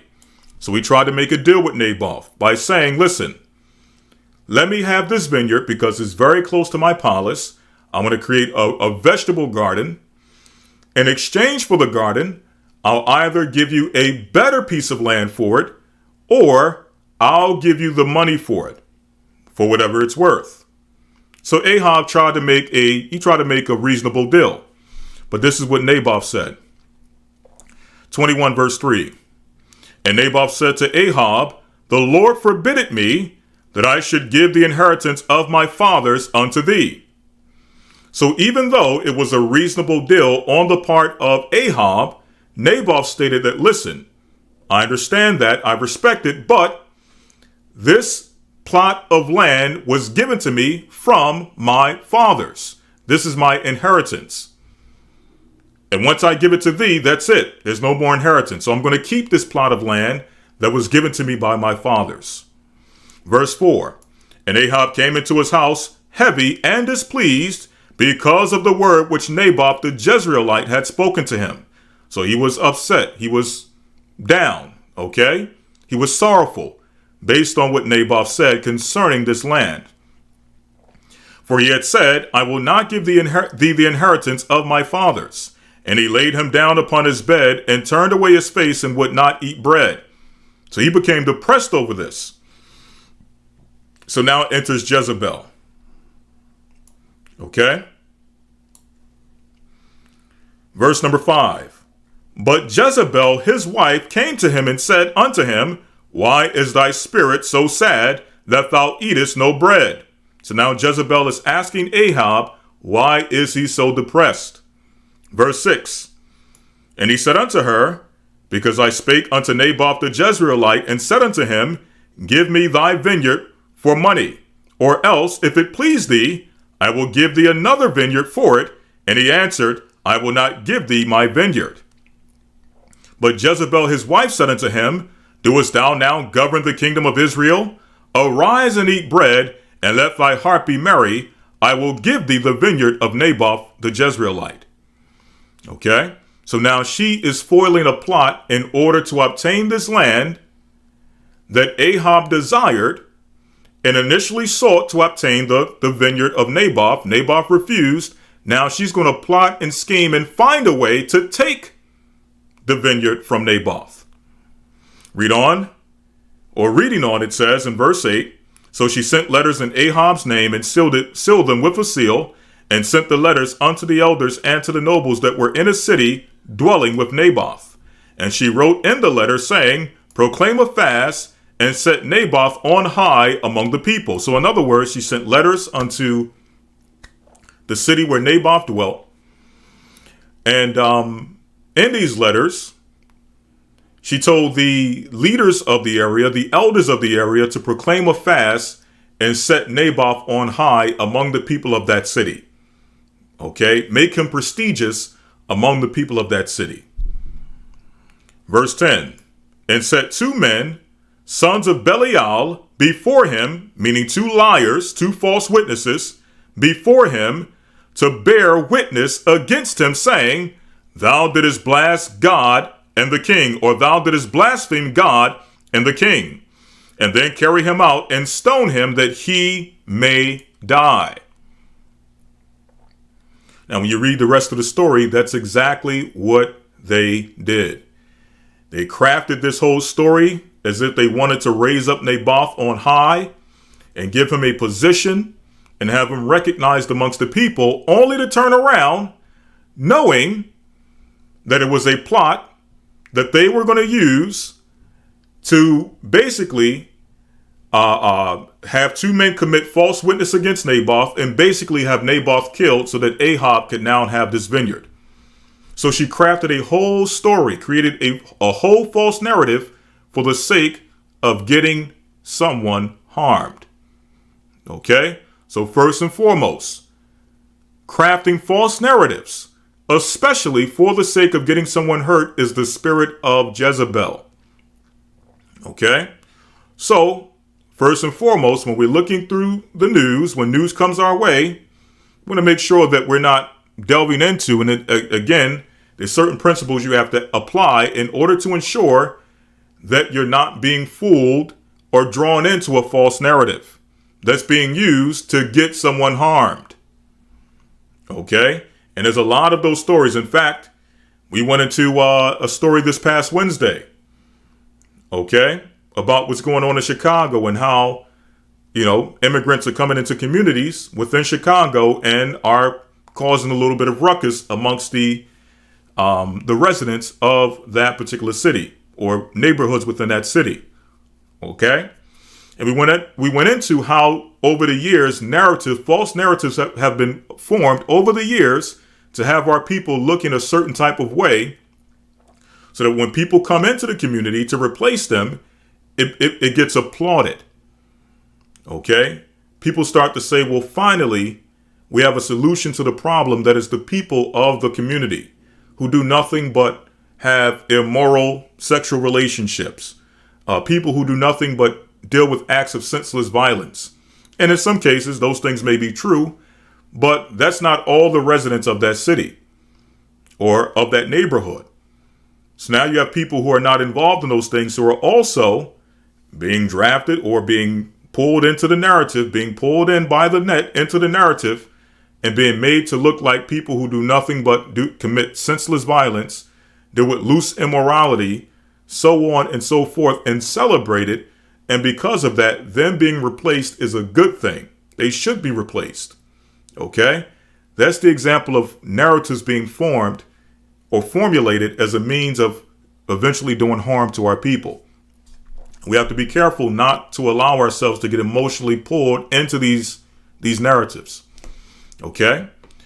Moving on. Now, dealing with the principles of the Bible when it comes to dealing with these narratives as they come across the news. This is not to say that everything you see on the news is going to be false. It's not to say that everything you see on the news is going to be true. The point is that everything you come across on the news must be verified and tested, especially if you're getting your news from social media, where there is absolutely no system of verification. Okay? All right. So now, going to the book of Isaiah, chapter 11, verse number 1. What can we learn from our Lord and Savior? What can we learn from our Lord and Savior when it comes to verifying information? Isaiah 11 and 1 says, let me make sure you all can see this. Isaiah 11 and 1, and there shall come forth a rod out of the stem of Jesse, and a branch shall grow out of his roots, and the Spirit of the Lord shall rest upon him. So we know this is speaking about Christ. So we're going to jump down to verse number 3 where it says, and shall make him of quick understanding in the fear of the Lord. And here's the key point. And he shall not judge after the sight of his eyes, neither reprove after the hearing of his ears. Meaning he's not going to make a judgment solely based off of what he sees and what he hears. Okay? I'm going to read it again. And shall make him, meaning the Most High shall make Christ, of quick understanding in the fear of the Lord, and he shall not judge after the sight of his eyes, neither reprove after the hearing of his ears. So Christ is not going to judge something, or in the context, judge a person or a matter simply off of what he sees and what he hears. And that same exact principle has to be applied to what we see and what we hear with information, especially when it is found on social media. Okay? The same thing can be applied to news that you see on the regular media. Okay, your local TV stations. The same principle must be applied. Okay? You cannot make a judgment of information solely based on what you see and what you hear. Okay? Information has to be verified. Moving on to verse number 4. So if he's not judging by the sight of his eyes or by the hearing of his ears, how is Christ judging? Verse 4 says, but with righteousness shall he judge. Now, in this case, in the context, it says, shall he judge the poor? Okay? So Christ is not judging people based on the sight of his eyes or the hearing of his ears. But this principle can be applied to almost anything, including information. Okay? Not judging based on solely what you see or what you hear, but in righteousness. How do you judge in righteousness? We're going to show you. Okay? We're going to show you. All right. Moving on. Dealing with the biblical principle. Okay? Dealing with the biblical principle. The biblical principle of judging matters. One moment. The biblical principle of judging matters.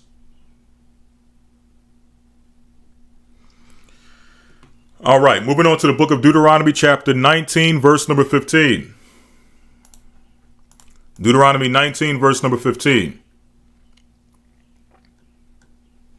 Okay, laws concerning witnesses. Okay, and this is key.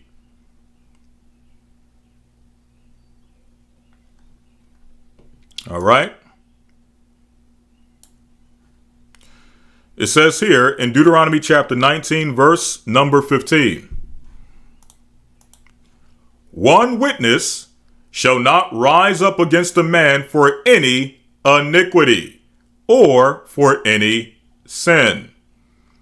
Okay. Now, going back to the case of the sister, Carly Russell, I believe in her testimony, in her case, She was the only witness. She was the only one that rose up with an account of what took place. Okay? So, based on scripture, her account would have to be either disregarded or further investigation would have to take place to find out if there were other witnesses. But in her case, she was the only one that actually witnessed some of the things that she was bringing forward. As far as she mentioned, there was a toddler on the road. Other people were asked if they seen a toddler on the road. They said no. Okay, so no one else witnessed that. Okay. Now, in the case of information or news, if you're coming across a news article and you're only finding it in this one specific or this one particular place, and there's not other places or other information you can go to verify whether this is true or not, or to see if others have covered this story to give more insight or more information to the story, then you have to hold off and say, okay, I found this. This is very interesting. I don't see any other things that can verify this or give more insight or more information to this. Let me hold off on this article. Let me hold off on this piece of information until I find other information that can either verify or give more insight as to whether this event that is being reported actually took place. And if it took place, what are the details of what took place? Okay? So don't just solely deal with one witness. Okay? Try to find other either articles or other pieces of information that can verify that one witness or that one article, that one news report, or whatever the case may be. Okay? One witness shall not arise up against a man for iniquity or for any sin or in any sin or in any sin that he sinneth. At the mouth of two witnesses or at the mouth of three witnesses shall the matter be established. Okay? So try to find other information that can at least either verify this article. Also, you want to get into the habit of also looking into other information that could possibly, what are the counter arguments to this piece of information? Okay? Because for the most part, for every argument you're going to find or every piece of information you're going to find, you're not only going to find information that goes for, you're also going to find information that goes against. Okay? So you have to weigh it up in the balance. The point is that you don't want to just take the first little piece of information you find and run with it without any level of verification, without any level of witnesses. Okay? If a false witness rise up against any man to testify against him that which is wrong, then both the men between whom is the controversy shall stand before the Lord, before the priests and the judges, which shall be in those days. And the judges shall make diligent inquisition, meaning what? The judges who hear the matter don't just receive what's being said. They now have to investigate to see whether this thing is true. An investigation must ensue. So it's the same exact thing. We have to apply the same exact principle when it comes to information we're receiving from the local news, from news on social media, or what have you. And I would say especially on social media because, again, there is no type of verification to say whether something that's on there is true or not. It's just there. Okay? So even back then, to seek out a matter, the judges had to do an investigation.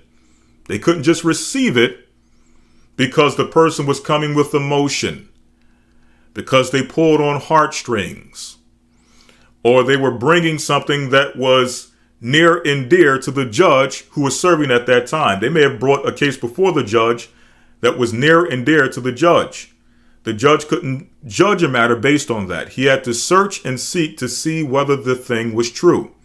And the same thing must go when it comes to information that we come across. Okay? Moving on. Verse 19. Then shall you do unto him as he have thought. In fact, let me go to verse 18. And the judges shall make diligent inquisition, and behold, if the witness be a false witness, and have testified falsely against his brother, because yes, Just because someone comes with a testimony does not mean that the testimony is true. Just because someone comes bearing news does not mean that the news is true. Just because someone comes bearing information does not mean that it's true. I don't care how eye-catching the clip is on TikTok or on YouTube. I don't care how, they put it together with the imagery and all the other things that people do to draw your attention to these little clips that's supposed to be sharing true information. I don't care how well it's done. If the information is not true, then it is a fake video. It's fake news. Okay? It's false information. It's false testimony. Okay? Verse number 19. Then shall you do unto him as he hath thought to do unto his brother, so shalt thou put the evil away from among you. And this would happen in the sister's case. They found out that she was lying. She made up the whole story. She was a false witness, gave a false testimony. Okay? And I believe that punishment is ensuing based upon this. Okay? Moving on. Deuteronomy chapter 13, verse number 14. Deuteronomy 13 and 14 says, Then shalt thou inquire and make search and ask diligently. So again, the Bible goes into what?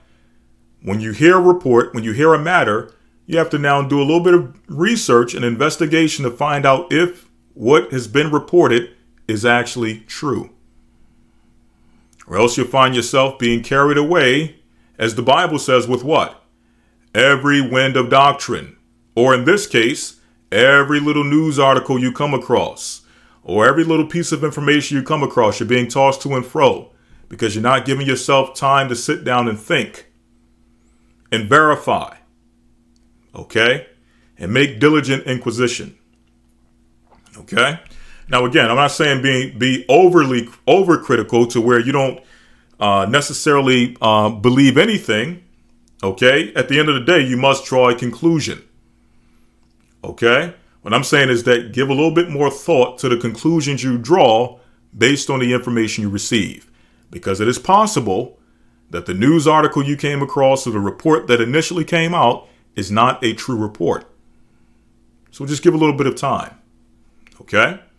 So again, it says Deuteronomy 13 and 14, Then shalt thou inquire and make search and ask diligently, and behold, if it be true, and the thing certain, that such abominations is wrought among you. Now, this is dealing in the context of someone being driven to worship another god.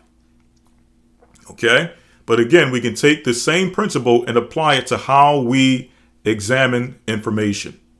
Okay? Just a few more scriptures. All right. The book of James, chapter 2, verse 1. Here's another element of information and how, or better yet, a principle that we should not use. Something we should not do when it comes to determining whether something is true or false. Okay. And again, we're using this situation with the sister, Carly Russell, as an example. Okay. In that example, I mentioned earlier that you had people who were either in relation to celebrities, people who have some type of celebrity status, coming out and saying that we need to talk about this situation. Why is no one speaking about this? There needs to be an outcry about this. Okay. And they put themselves out there saying that we need to figure out what's going on here. This is another example of black women being exploited and being harmed, and no one is saying anything. And black men are not doing anything. And why is this the case? So on and so forth. You all know the talking points and the rhetoric that would come behind a story like this. And because of the status of the people who came out and made these statements, people started to give ear and attention to this, and it started kind of putting a little bit of steam behind the story. Okay? Even though no one really paid attention to it initially, it put a little bit of steam behind it based on people with well-celebrated status in the society coming forward and saying that we need to pay attention to this.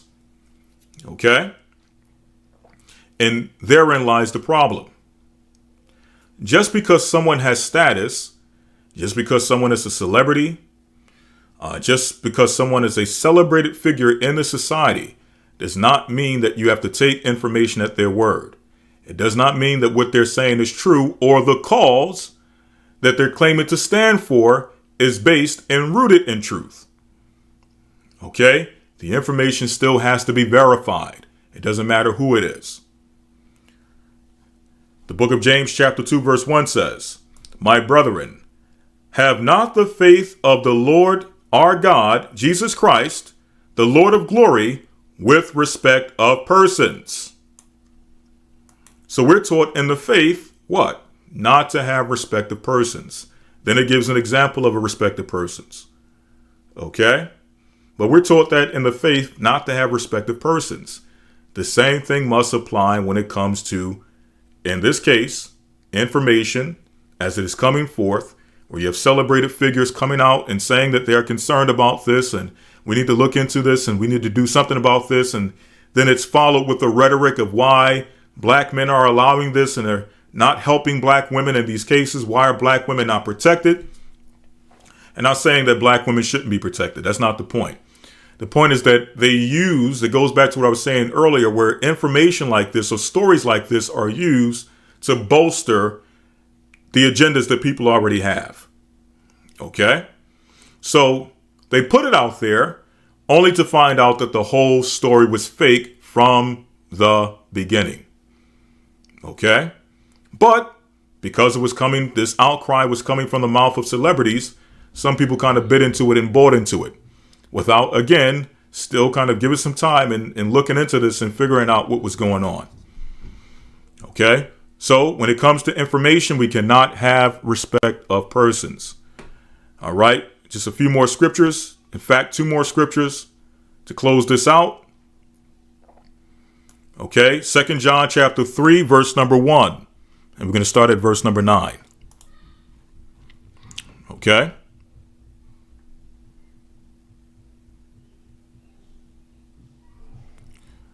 All right, let me pull this up.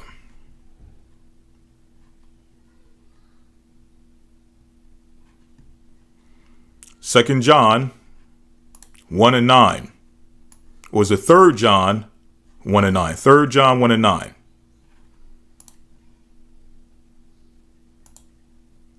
Okay? And this is what we were speaking about earlier. And this is what Elder Dale mentioned earlier in the chat as far as people wanting to be the first. Okay? People wanted to be the first to quote unquote either break a story or the first to share a story without finding out if the story is actually true. The Bible calls it having the preeminence. Okay? Wanting to be seen as the first. Okay? It says here in the book of 3 John 1 and 9, "I wrote unto the church, but Diotrephes, who loveth to have the preeminence among them, receiveth us not." So you had someone within the church, the churches that the apostles set up, named Diotrephes, if I'm pronouncing that correctly. It says that he loved to have the preeminence. He loved to be seen as the preeminent figure operating within this particular church. And because of that, he did not receive the apostles. Okay? His pride got in the way. Why? Because he wanted to be the preeminent. He wanted to have the preeminence. And the Bible speaks against this. Okay? I'm going to read this again. "I wrote unto the church about Diotrephes, who loveth to have the preeminence among them, receiveth us not." So what can we learn from this? When it comes to this information, or information that may come across our table, when it comes to news articles and stories that may come across our table, again, it feels good to be able to say that I was the first to break this story, or I was the first to present this story to the world. And it feels good when the story is on point. It's right. Okay? And it's bringing something to light that needs to be brought forth. That's a good feeling. However, if you're going to take responsibility for sharing information or breaking a story or publishing a story on social media, and you take the credit when it's in your favor, when the story comes out to be true, and you were the first one behind it, putting it out to the world, making it go viral, if you're going to take the credit for that, you also have to take the credit and the criticism when you break a story or you publish a story and bring information to social media that turns out not to be true. And you were the one that brought it to the world. You have to take responsibility for that as well. We personally, again, there's a lot of stories floating around that have been popular over the past years, over the past months, over the past weeks, over the past days that we have yet to speak on. Why? Because we need to give some time to see how things play out. How are they using this information, or how is this information is going to be used? Okay? What agenda is this going to be slapped on where we initially get behind a story and say that something needs to be done about whatever is being presented in this story, only to turn around and the same thing that's being presented in that story that we say we need to support and get behind turns out to be something that is actually against us. Turns out to be something that is actually not for our turn. But because we put support behind it, right? We published it through the world and said that we need to give this story a voice, so we need to make this story viral. The world needs to hear this, only to turn around and that same information in that story gets used against you. Okay? You're going to find yourself in a very, very dangerous, precarious situation. Okay? And that's why we don't get behind everything. And when the thing is hot and everyone is talking about it and giving their takes, we don't necessarily, give our take on it. We're going to give it some time and let this thing play out and see how this thing is going to be used. Okay? And that brings me to the last scripture.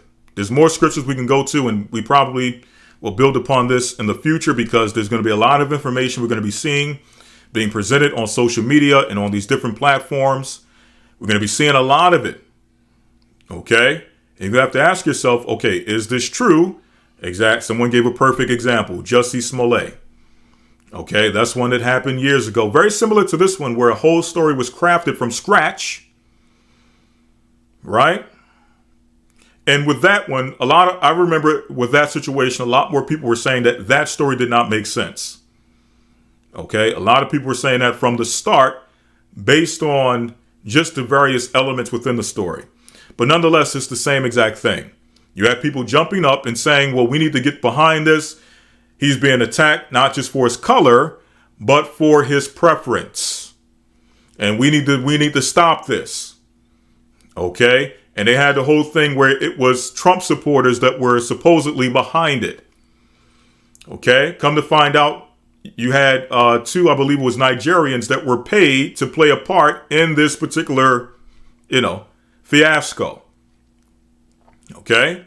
But if you were to jump behind it and put all your energy and emotion into it, okay, based on whether it was from the color angle, based on whether it was from the preference angle, or based on from the angle that it was Trump supporters, you could have got tied into any of those elements of the story and used it to latch onto the story and make it personal to you. Okay? And that's another thing we look for. When there's so many layers to the story where it's so perfect that it's a wide net that so many people can latch on and find it and make it personal to themselves, that's a red flag. Okay? It's a red flag.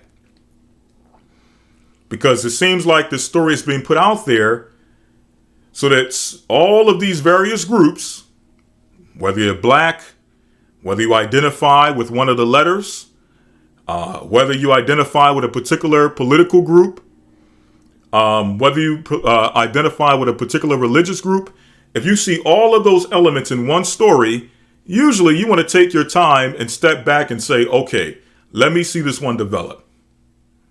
Because This one is too perfect. Okay? Anybody, or there's a large group of people who can identify this based on all of these factors within this story that can be, and this story seems like it's being used politically.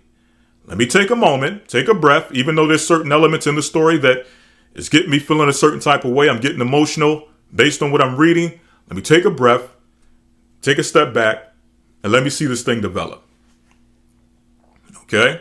And you'll start to see that that same story that had you ready to latch on with others emotionally, getting involved in something that has nothing to do with you, you'll find out that it was something to try to get you politically involved, to vote for a certain candidate, or to vote for a certain, to give support or give a voice behind a certain bill or a certain form of legislation, or just something that is agenda based.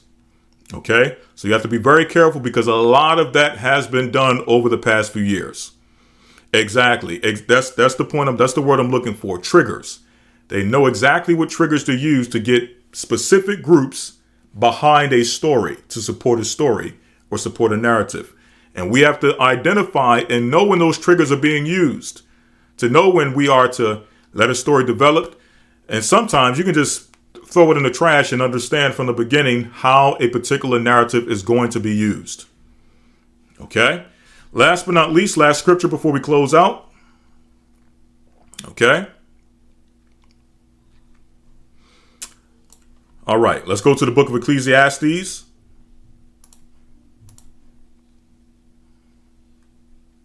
Seven and 8. Okay? And this is a scripture that in many aspects we're going to have to live by in these last days as information is coming out. We have to live by this scripture, because a lot of things you're going to come across, a lot of things you're going to see are initially, one moment. A lot of things you're going to see, one moment.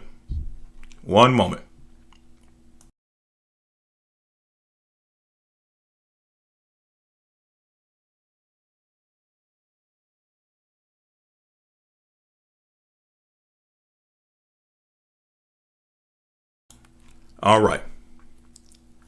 We're going to go to the book of Ecclesiastes, chapter 7, verse number 8. And this is a scripture you're going to have to live by to some degree when it comes to information you're going to come across in these last days.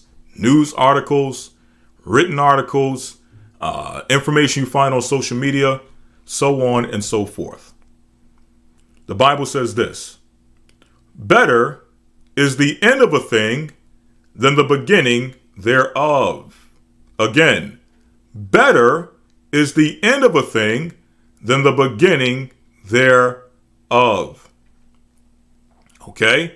Sometime it is best to watch a thing develop and run its course and see how it plays out, instead of being the first to wanting to be the first to jump onto a story and publish a story, or get emotionally triggered by a story and use your voice, now that you've been emotionally triggered, to use your voice to push something that in the end may actually be against you.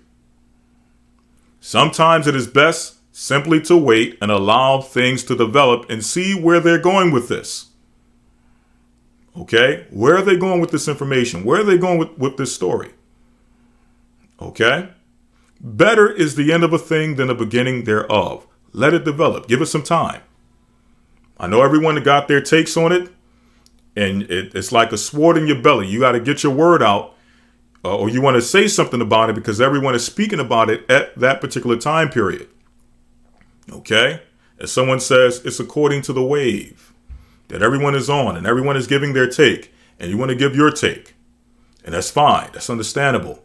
But sometimes you have to allow things to develop. You have to give things some time. Or else you'll be out there giving your take while everyone else is giving their take. You'll be on the wave while everyone else is on the wave. And at the end of it all, you'll all realize that all of you were duped. Okay? All of you were simple. Why? Because you believed every word without allowing the story to develop.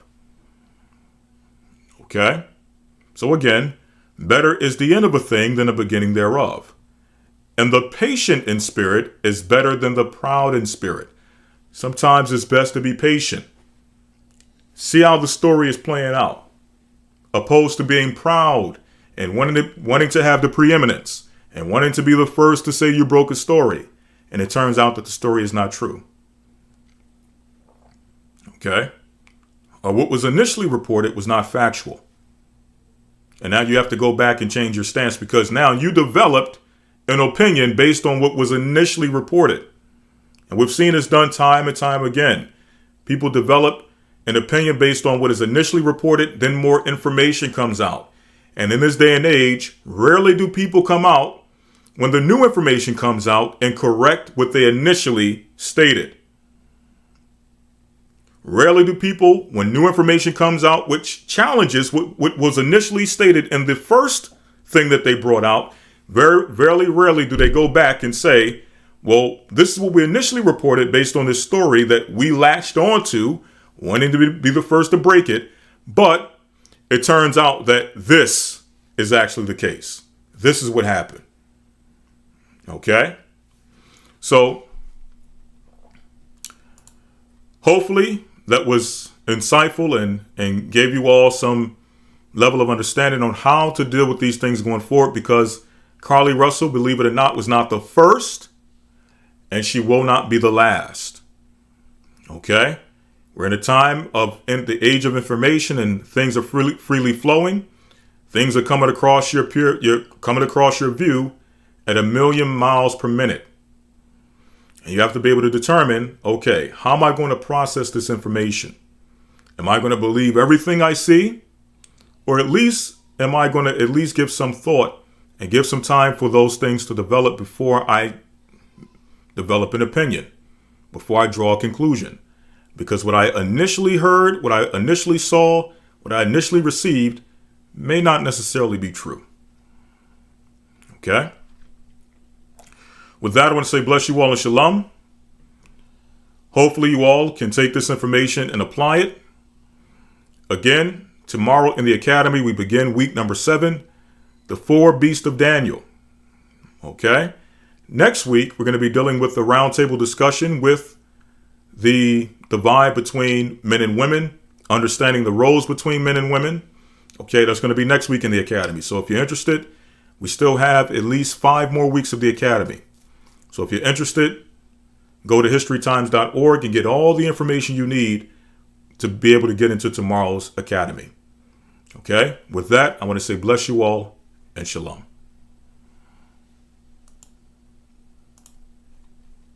All right, Shabbat Shalom.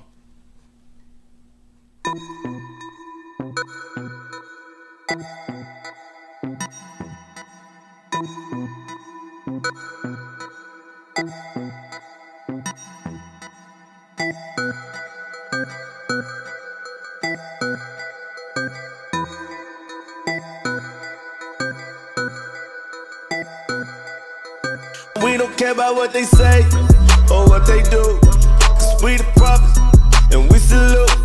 We standing strong, oh yeah we do. We keep the law, oh yeah we do. We don't care about what they say or what they do, 'cause we the prophets and we salute. We standing strong, oh yeah we do. We keep the law, and that we do, hey. We don't care, we the prophets of the Lord, yeah. Stand up, teach our people, they just hate on us some more, yeah. Defeating evil, Christ is coming back, he with that sequel. We standing strong, we sparing none, and we defeating evil. Black boots and purple tee, prisons on me guarantee. Keep the laws is the key. One saved out of 3, one saved out of 3. It's the Bible that we teach, it's the Bible that we preach, it's the laws that we keep.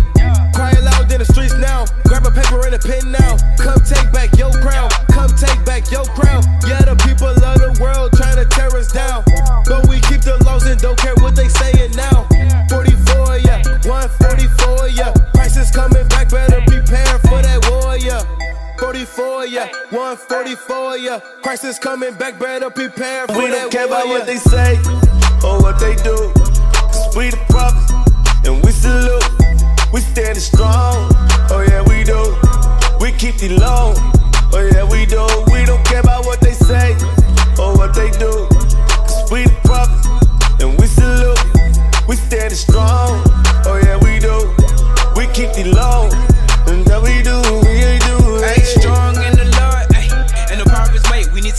spiritual fight. Look at my people, hard cold like it's ice. Scripture sharp, sharp like a knife. Converting the soul and preserving the life. It's time to take flight. Shining my light, shining it bright in the darkest of nights. Ay, oh yeah, fringes on my clothes, yeah. 144, yeah. That's the big goal in the business, saving souls, yeah. Let them shofars blow, yeah. I keep my Bible close, yeah. I keep my Bible close. We don't care about what they say, ay, or what they do. We keep these laws. Hey, how about you? No more lies, I learned the truth. My whole life I was a Jew. That's something I never knew. Taught me lies up in that school, but it's cool. Now it's back to this heritage. A chosen people that cast down all the heretics. These laws is the medicine. These laws is my preference. This Bible is our reference. Now it's time to give him praise and give the Lord We his don't care about what they reverence. say or what they do. 'Cause we the prophets and we salute. We steady strong. Oh yeah, we do. We keep the low. Oh yeah, we do. We don't care about what they say or what they do. 'Cause we the prophets and we salute. We steady strong. Oh yeah, we do. We keep the low. And that we do, hey. They don't love her like they used to, no. Since we done found out we the truth, do, yeah. I know they see us on the YouTube. So strip, clean, freestyle, don't be so rude, child. Carry laws on our shoulder. God's armor be the shoulder pad. Crying out and we sparing not so we know they mad. 'Tis the season, eat them, time to taste of God's wrath. Christ gon' bathe in your blood like some bubble bath. We got it stinking, now they smell defeat. 'Cause they know when these shoes come off, they gotta wear these sneaks. We done ran long enough and now we out the street. We at the end of the road, we tried everything. Huh? You up the head and now you play the victim. You said I never sold a slave, but benefit the riches. We in the hood trying to figure out like what's for dinner. Now what they gon' say? We don't care about what they say or what they do. 'Cause we the prophets and we salute. We steady strong. Oh yeah, we do. We keep the low. Oh yeah, we do. We don't care about what they say or what they do. 'Cause we the prophets and we salute. We steady strong. Oh yeah, we do. We keep the low. And that we do.